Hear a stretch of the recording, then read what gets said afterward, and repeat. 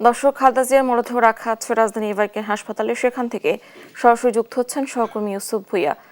ইউসুফ, এভারকেয়ার হাসপাতালের সামনের বর্তমান পরিস্থিতি কেমন দেখছেন, আমাদেরকে জানাবেন।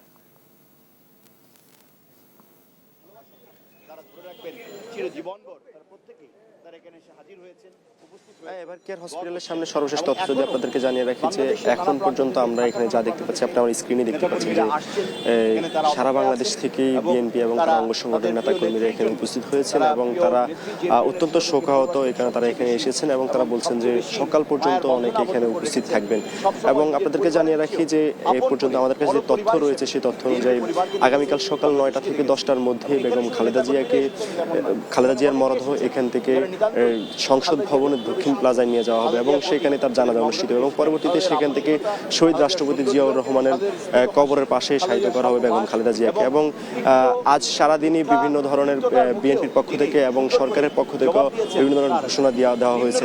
আপনাদেরকে জানিয়ে রাখি যে সরকারের প্রেস সচিব যেটা জানিয়েছেন যে আগামীকাল সকাল এখান থেকে যখন বেগম খালেদা জিয়াকে নেওয়া হবে তখন আসলে রাষ্ট্রীয় পূর্ণ মর্যাদা দিয়ে বেগম খালেদা জিয়াকে এখান থেকে বের করা হবে এবং রাস্তার দুই পাশেই যে বিএনপি নেতাকর্মী রয়েছে তাদেরকে শ্রদ্ধা নিবেদন করতে বলা হয়েছে এবং সেই সঙ্গে সবাইকে সুশৃঙ্খল থাকার জন্য দল থেকে বলা হয়েছে, বিএনপি থেকে। এবং যেহেতু বেগম খালেদা জিয়ার একটি জানাজা অনুষ্ঠিত হচ্ছে সেটি সংসদ ভবনের দক্ষিণ প্লাজায় দুপুর 2টার সময় এবং সেই জায়গা থেকে এখান থেকে সরাসরি দক্ষিণ প্লাজায় যাবে, সংসদ ভবন দক্ষিণ প্লাজায় যাবে এবং তার পরবর্তীতে শহীদ রাষ্ট্রপতি জিয়াউর রহমানের কবরের পাশে শায়িত করা হবে বেগম জিয়াকে।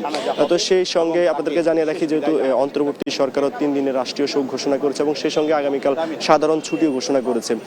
তো আপনাদেরকে জানিয়ে রাখি সকাল থেকেই যে নেতাকর্মীরা এখানে এসে উপস্থিত হয়েছেন এখনো তারা রয়েছেন এবং সেই সঙ্গে সারা দেশ থেকে আরও নেতাকর্মী এখানে আসছেন এবং তারা অত্যন্ত তাদের যে শোক সে শোক প্রকাশ করছেন এবং তারা বলছেন যে যতক্ষণ পর্যন্ত বেগম জিয়াকে এখান থেকে না নিয়ে যাওয়া হবে ততক্ষণ পর্যন্ত তারা এখানে উপস্থিত থাকবেন। তো এ ছিল সর্বশেষ এভারকেয়ার হসপিটাল সামনে থেকে।